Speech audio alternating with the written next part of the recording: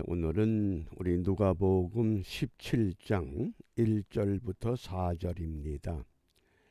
내용은 아주 짧지만 이해하기가 쉽지 않은 내용입니다. 왜냐하면 1절과 2절에서는 실족하는 것에 대해서 말씀하셨고, 또 3절과 4절에서는 용서에 대해서 말씀합니다. 그런데 문제는 실족해 하는 자가 누군지, 실족당한 자가 누군지 그 대상을 알지 못하기 때문에 막연하게 용서하라, 그런 것이 아니라고 하는 것 때문에 그렇습니다. 이 문제를 해결할 수 있는 열쇠가 있습니다. 그 열쇠를 제공했던 사람 가운데 한 신학자가 영국의 데이빗 파슨이라고 하는 사람입니다. 그 영국의 최대 침례교회 목회를 했는데, 이 데이빗 파슨에 의하면 이 누가복음이라고 하는 이 말씀이 아주 누가의 독특한 표현에 의해서 기록된 말씀이라고 정의를 합니다. 그러면서 이 누가복음을 기록할 때 유대 문학 가운데 교차 대조법이라고 하는 표현 방식을 사용해서 이 말씀을 전개시키고 있다고 우리에게 가르쳐 줍니다. 그러면서 특히 이 교차 대조법이라고 하는 이 내용을 어디에서 정확히 이해할 수 있느냐? 누가복음 15장, 16장, 17장에서 우리가 이것을 분명히 깨닫게 된다고 말씀합니다. 그 예수님께서 이 말씀을 전할 때에 그 전하는 대상이 누구인가를 명확하게 구분해야 말씀의 이해가 쉽다고 우리에게 교훈을 줍니다. 따라서 15장, 16장, 17장은 성경을 장으로 나누었기 때문에 쪼개버렸지만은 실은 이게 한 덩어리, 15장, 16장, 17장이 예수님께서 청중들을 앉혀놓고 동시다발로 이 말씀을 전하게 되는데, 15장에 보면 1절과 2절에서 대상이 누구였느냐? 세리와 죄인들, 그리고 그 옆에 바리새인과 서기관들. 또 16장을 보면 16장 1절은 제자들에게, 또 16장 14절에서는 바리새인들에게. 그러면서 그 바리새인들은 부자와 이 나사로의 비유를 통해서 이 바리새인들은 돈을 좋아하는 사람들이다. 그러면서 17장 1절에서는 또다시 예수께서 제자들에게 이 말씀을 전하는 대상에 따라서 그 대상에게 무엇을 가르치려고 하느냐, 이것을 우리가 15장, 16장, 17장 전체를 통해서 이해하지 못하면 해석하기가 어렵다고 하는 것.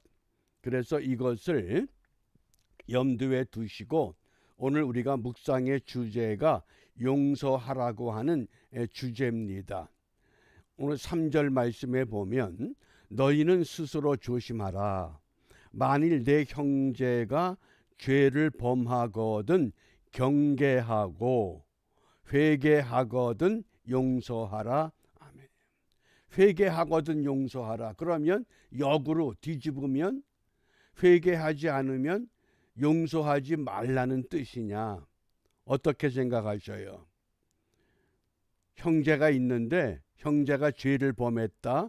그런데 그 자기 죄를 깨닫고 용서를 구하면 용서해 주고, 죄를 깨닫지 못하면 용서하지 말아야 된다. 과연 그런 맥락이냐? 그게 아니라는 겁니다. 이 용서에, 그러면 형제가 누구고 또 용서해 달라고 찾아온 사람은 누구냐? 그걸 어떻게 이 문맥에서 이해를 할 수 있겠느냐? 먼저 이 말씀을 좀 우리가 읽어보면 1절과 2절입니다. 예수께서 제자들에게 이르시되 실족해 하는 것이 없을 수는 없으나 있게 하는 자에게는 화로다. 저가 이 작은 자 중에 하나를 실족해 할진된 차라리 연자 맷돌을 그 목에 매이우고 바다에 던지우는 것이 나으리라. 오늘 이 말씀에 보면 지금 제자들에게 깨우침을 주기 위해서 말씀을 하십니다. 신앙생활 하다 보면 우리가 실족할 수 있다. 내가 실족할 수도 있고 내가 다른 사람을 실족하게 할 수도 있다. 그런데 문제는 작은 자 중에 하나라도 실족하게 하면 연자 맷돌을 목에 달고 바다에 빠지는 게 차라리 낫다. 그만큼 실족해 하는 일에 관여하지 않아야 된다. 실족 당해서도 안 되고 실족해서도 안 된다. 연자 맷돌의 그림을 보면 지름이 대략 120에서 150 정도의 크기, 그리고 무게가 1톤이면 1000kg입니다. 만약 사람이 연자 맷돌을 목에 달고 바다에 던져지면 맨 밑바닥까지 가라앉을 겁니다. 그 무게가 상당한 겁니다. 그 그림을 이렇게 표현했습니다. 그 목에 연자 맷돌을 달고 바다에 던져져 죽는 편이 나을 것이다. 그렇다 그러면 실족당한 사람은 누구고 실족하게 만든 사람은 누구냐? 그 대상이 분명해져야 됩니다. 그런데 이 말씀을 지금 예수님께서 제자들에게 이르시되, 그러면 제자들에게 이르시는데 그 앞에 어떤 내용이 있습니까? 16장 14절에 보면 바리새인들, 그들은 돈을 좋아하는 사람들이야. 돈을 좋아하는데 비유로 말씀을 합니다. 부자와 거지 나사로가 있다. 그러니까 여기 실족하게 하는 사람들은 바리새인들을 향해서 이렇게 살면 안 된다라고 깨우친 것이라고 하는 겁니다. 그러면 이 문맥에서 오늘 이 17장 1절과 2절이 자연스럽게 이해가 됩니다. 잘 묵상해 보시기 바랍니다. 그 다음에 두 번째 문제가 3절과 4절입니다. 3절과 4절을 읽어보면 너희는 스스로 조심하라. 만일 내 형제가 죄를 범하거든 경계하고 회개하거든 용서하라. 근데 어떻게 용서하느냐? 만일 하루 7번이라도 내게 죄를 얻고 7번 내게 돌아와 내가 회개하노라 하거든 너는 용서하라. 이게 가능하겠어요? 7번씩이나 속이고 거짓말하고 하루에, 그러고는 또 나 잘못했어 용서해 주세요. 그거 화날 일 아닙니까? 똑같은 걸 계속 반복하는 거예요. 7번씩이나. 그런데 용서하려는 겁니다. 그러면 여기서 죄를 범한 형제는 누구냐 하는 거예요. 이걸 정확히 이해하지 못하면 예수님께서 이 말씀을 왜 제자들에게 가르치셨는가 납득이 안 되거든요. 그래서 15장과 16장과 17장의 내용을 종합해 놓고 보면 17장이 결론입니다. 무엇에 대한 결론이냐? 15장과 16장의 내용에 대한 결론. 그러면 형제가 죄를 범하거든 경계하고 조심하고, 너는 그런 죄 범하지 마라. 그래서 조심하고 대신 회개하면 용서하라. 이것을 어디에 우리가 연결시켜야 되느냐? 탕자의 비유에 연결시키면 바로 이해가 가능한 겁니다. 작은 아들이 죄를 짓고 먼 나라에 가서 허랑방탕한 삶을 살다가 어느 날 깨닫습니다. 아, 내가 하늘과 아버지께 죄를 범했구나. 그러곤 먹을 것조차 제대로 구할 수 없는 정말 노숙자 신세가 되었을 때 비로소 깊은 깨달음이 있습니다. 우리 아버지 집에는 품꾼일지라도 배는 부르게 먹고 일을 하는데 나는 배도 고파서 힘이 없구나. 차라리 아버지 집에 돌아가서 아버지의 아들이 아니라 품꾼의 하나로 나를 받아주소서. 그러면 나는 배고프진 않을 것이다. 그리고 아버지 집으로 돌아옵니다. 근데 중요한 것은 아버지와 아들의 관계는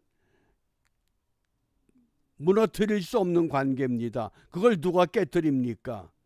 그런데 아버지가 그 아들에게 네가 왜 품꾼이야? 너는 잃었다가 다시 찾은 아들이야. 아들의 명분을 회복시켜 놓으셨습니다. 그런데 형이 집에 가까이 오니까 평소에 듣지 못하던 풍악 소리가 들리고 잔치의 여흥이 눈에 보입니다. 이게 무슨 일이냐? 아, 당신의 동생이 돌아와서 아버지가 이렇게 성대한 잔치를 벌입니다. 그러니까 내 형제가 죄를 범하거든 너는 경계하고 조심하고 회개하거든 뭐하라? 용서하라는 거예요. 그러면 이때 죄를 범한 형제가 누굽니까? 작은 아들이 회개하고 돌아왔는데 큰아들은 동생을 받아들이질 못해요.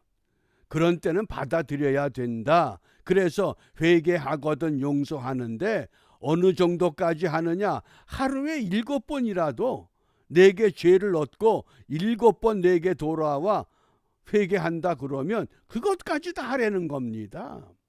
그게 예수님의 가르침이에요. 그래서 17장 1절과 2절이 이 내용이 어디의 결론이다? 15장과 16장에 대한 전체 문맥의 결론으로 지금 제자들에게 깨우쳐 주신 겁니다. 그러니까 예수님께서 이 강론을 할 때에 많은 청중들이 보면 오른쪽에 있잖아요. 그리고 이 왼쪽의 그림을 보면 용서하는 것과 용서하지 못하는 것의 차이를 오늘 우리에게 분명하게 보여주는 겁니다. 용서하지 못하니까 어떻게 돼요? 자기 화가 치밀어요. 그래서 예수님께서는 집을 나간 탕자보다도 집에 있는 탕자가 더 무섭다는 것을 오늘 우리에게 이 결론의 말씀을 통해서 교훈을 주십니다. 그러면 우리가 이 아침에 이 말씀을 중심으로 무엇을 기도하느냐? 잠언 19장 11절 말씀에 노하기를 더디하는 것이 사람의 슬기, 지혜요. 허물을 용서하는 것이 자기의 영광이라고 그랬어요. 용서하는 것이 바로 나의 영광이요 나의 기쁨이다. 그렇잖아요. 누군가가 나에게 잘못했습니다. 잘못한 것을 속에 담고 있으면 내 속에 삶이 엉클어져서 나를 힘들게 해요. 그러나 용서하면 나는 기뻐요. 그 형제가 잘못했다고 고백하든 말든 나하고는 상관이 없거든요. 내가 영광스러운 내가 편한 삶을 유지할 수 있다고 하는 말씀입니다. 그러므로 우리가 이 아침에 무엇을 기도하느냐? 우리가 모두 하나님께로부터 용서받았어요. 용서받은 은혜를 용서하는 사랑으로 우리는 은혜를 갚아줘야 돼요. 그게 우리 신앙생활입니다. 용서받은 은혜를 용서하는 사랑으로, 좀 더 구체적으로 하면 구원의 은혜를 믿음으로 실천하며 살아가자. 이것이 오늘 우리 사순절 17번째 날 경건의 삶을 위한 주님께서 우리에게 주신 삶의 교훈입니다. 이 말씀을 마음에 담고 오늘 119 기도회 시간까지 우리 함께 용서받은 은혜를 용서하는 사랑으로, 용서하는 믿음으로, 용서하는 신앙으로 성공적인 믿음의 삶을 바르게 경주하는 복된 하루가 되시기를 바랍니다. 기도하겠습니다. 은혜로우신 아버지 하나님, 우리가 죄를 범하고도 깨닫지 못하고 고백하지 못했을지라도 먼저 저희들을 위해서 용서의 길을 열어놓으시고 지금도 아버지 집에서 우리를 기다리고 계십니다.